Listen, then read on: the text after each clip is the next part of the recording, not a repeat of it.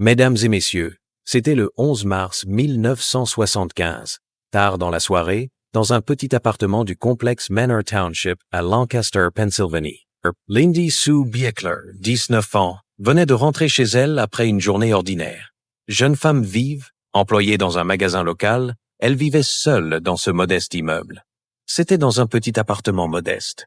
Un immeuble de 2 étages, avec des couloirs étroits et des murs fins où on entendait les voisins vivre. Elle ouvrit la porte avec sa clé, entra dans le petit vestibule, posa son sac, retira ses chaussures. Une routine ordinaire de fin de journée. Elle alluma la lampe du salon. La lumière jaune des années 1970 illumina le petit espace meublé simplement. Les quelques minutes seulement après son arrivée, peut être 10, peut être 15, quelqu'un frappa à la porte. Ou peut être la porte s'ouvrit directement. Les voisins de l'étage en dessous et à côté n'entendirent aucun cri perçant. Juste peut être un bruit sourd, quelque chose de tombé, mais rien d'alarmant dans un immeuble où on entendait toujours des bruits. Le matin du 12 mars 1975, une collègue de travail du magasin local appela chez Lindy. Pas de réponse. C'était inhabituel. Lindy était ponctuelle, fiable. L'amie se rendit au complexe d'appartements en milieu de matinée. Elle frappa à la porte de Lindy. Silence total. Elle appela à travers la porte. Aucune réponse. Paniquée maintenant, elle appela immédiatement la police de Lancaster. Les agents arrivèrent en moins de 15 minutes. Ils enfoncèrent la porte d'entrée avec un bélier. Elle céda facilement. La serrure bon marché des années 70 n'opposa aucune résistance. Et là, sur le sol du petit salon, à quelques mètres de la porte, gisait le corps de Lindy Sue Biekler. L'odeur du sang avait envahi l'appartement. Elle avait été poignardée avec une violence inouïe. Les coups étaient concentrés sur le thorax, le cou, le visage. Certains coups avaient traversé complètement. Le sang avait giclé sur les murs, sur le canapé, formait une large flaque sombre sur le tapis du salon. Le médecin légiste compta exactement 10 à 9 coups de couteau distincts. 9 fois, la lame était entrée et ressortie de son corps. Mais ce qui rendit l'affaire encore plus sordide fut la découverte de sperme sur ses sous-vêtements. Elle avait été violée avant ou pendant l'agression mortelle. Le détail crucial que les enquêteurs notèrent immédiatement. La porte d'entrée n'avait montré aucun signe d'effraction. Pas de rayures autour de la serrure, pas de marque de pied de biche. Soit Lindy avait ouvert volontairement à quelqu'un qu'elle connaissait, soit la porte était restée déverrouillée, soit l'agresseur possédait une clé ou un moyen d'entrer sans forcer. Et sur ses sous-vêtements, des traces de sperme. La porte n'avait pas été forcée. Pas de vol apparent. Juste une jeune femme assassinée chez elle, dans un immeuble rempli de voisins. Ce n'était pas un cambriolage qui avait mal tourné. C'était un meurtre ciblé, brutal, sexuel, commis par quelqu'un qui connaissait probablement les lieux. Dans un immeuble de 20 appartements, avec des familles, des couples, des célibataires vivant porte à porte, personne n'avait rien vu ni entendu de suspect. On fouilla tous les résidents du complexe d'appartements. Plusieurs voisins furent considérés suspects pendant des mois. Un homme au comportement bizarre au rez-de-chaussée. Le lendemain de la découverte, la police établit un périmètre de sécurité autour du complexe Manor Township. Du ruban jaune partout, des agents en uniforme gardant les entrées. La fouille systématique de tous les résidents du complexe Manor Township commença. Chaque homme célibataire de 18 à 50 ans devint automatiquement suspect potentiel. La police de Lancaster lança une enquête immédiate et massive. Des centaines d'interrogatoires, des appels à témoins, des psychiques même consultés, des composites sketch diffusés dans tous les journaux, des tests sanguins, des empreintes digitales, des alibis vérifiés un par un, tous innocents, fausses pistes en cascade pendant des décennies. Les détectives de Lancaster commencèrent les interrogatoires massifs dès le 13 mars. Chaque résident du complexe fut questionné individuellement. Où étiez-vous le 11 mars au soir? Connaissiez-vous Lindy? L'aviez-vous vu récemment? Un homme du rez-de-chaussée, un célibataire de 34 ans au comportement jugé bizarre, fut interrogé pendant des heures. Il bégayait, évitait le regard des détectives. Suspect numéro 1 pendant 3 mois. Finalement innocenté. Plus de 300 personnes furent interrogées dans les premières semaines. Voisins, collègues du magasin, amis, connaissances, livreurs, facteurs, réparateur qui venait régulièrement dans le complexe. Un autre homme avait été aperçu près de l'immeuble la nuit du 11 mars vers 22 heures, marchant vite, les mains dans les poches. Une voisine l'avait vu de sa fenêtre. Interrogé, relâché, alibi vérifié. Et des psychics, des médiums, furent même consultés de manière désespérée. C'était l'époque. On essayait tout. Certains prétendaient voir des visions, des flashs, un homme avec une cicatrice, un blouson en cuir.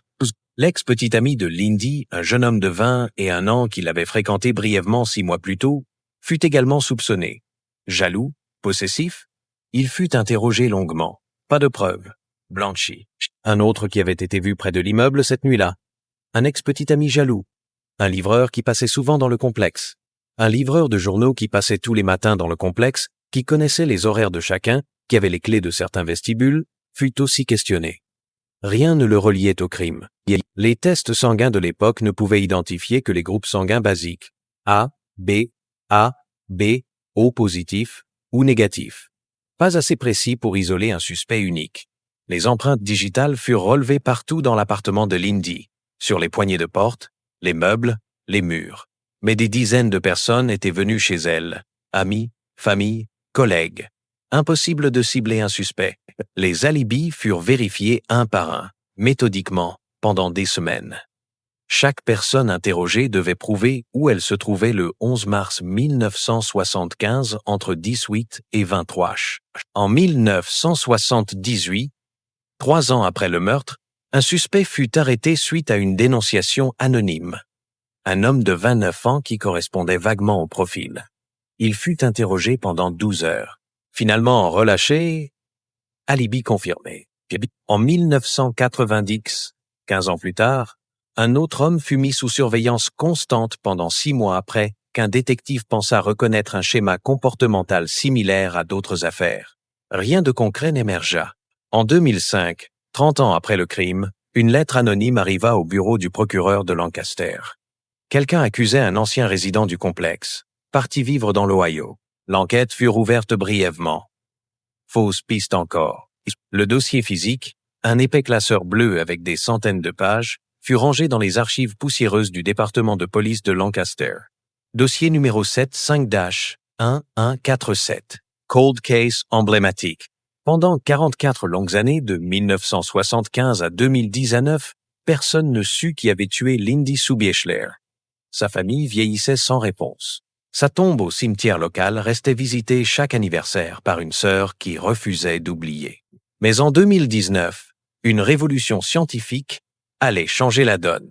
La généalogie génétique, une technique combinant ADN et arbre généalogique, commençait à résoudre des dizaines de cold cases à travers l'Amérique. L'équipe du District Attorney de Lancaster County, dirigée par le procureur Heather Adams, décida de rouvrir officiellement le dossier Bieschler avec ses nouvelles méthodes. Ils extraient l'ADN du sperme trouvé sur les sous-vêtements de Lindy en 1975. Ils construisirent un profil ADN partiel et l'uploadèrent sur des bases généalogiques publiques. Des correspondances lointaines apparurent à l'écran. Ils bâtirent un arbre familial complexe, croisèrent des registres de naissance, de mariage, de recensement.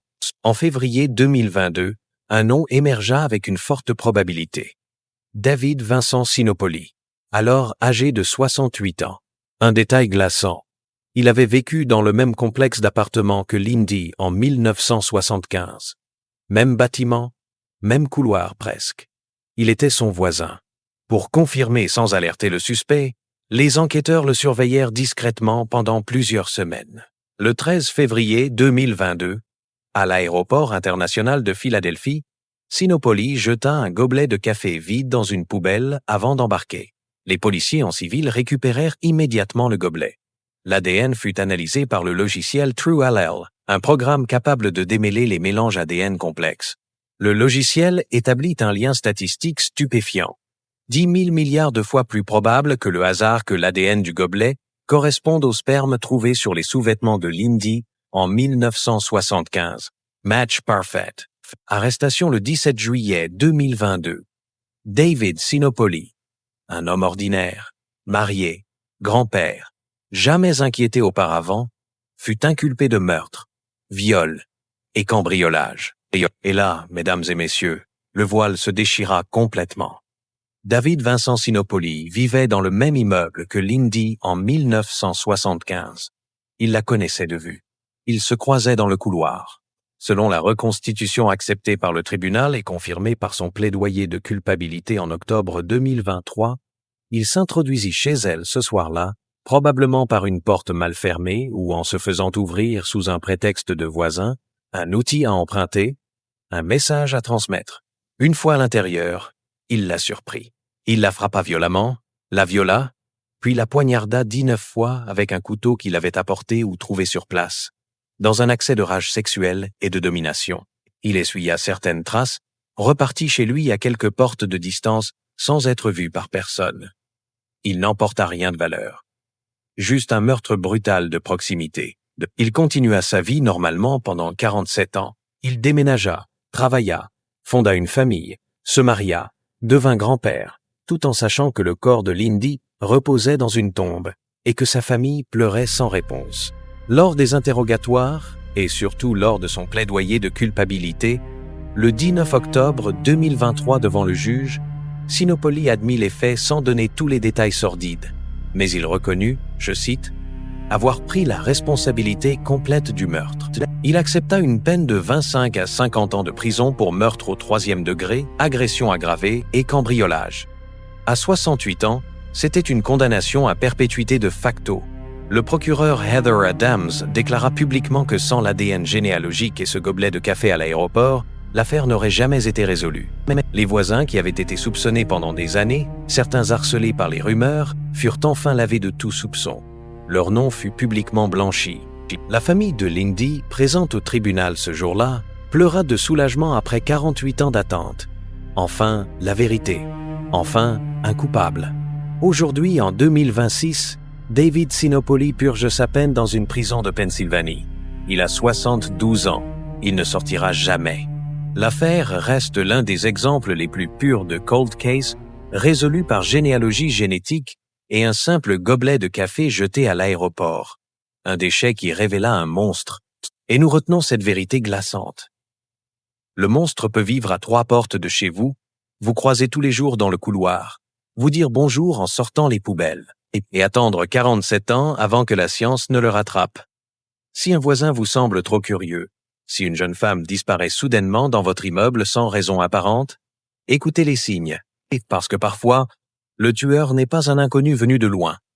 Il est celui qui habite juste à côté, qui entend vos pas derrière le mur, et qui un soir décide de franchir la porte. Lindy devint un cold case emblématique de Lancaster County. Pendant 44 ans, personne ne sut qui l'avait tué.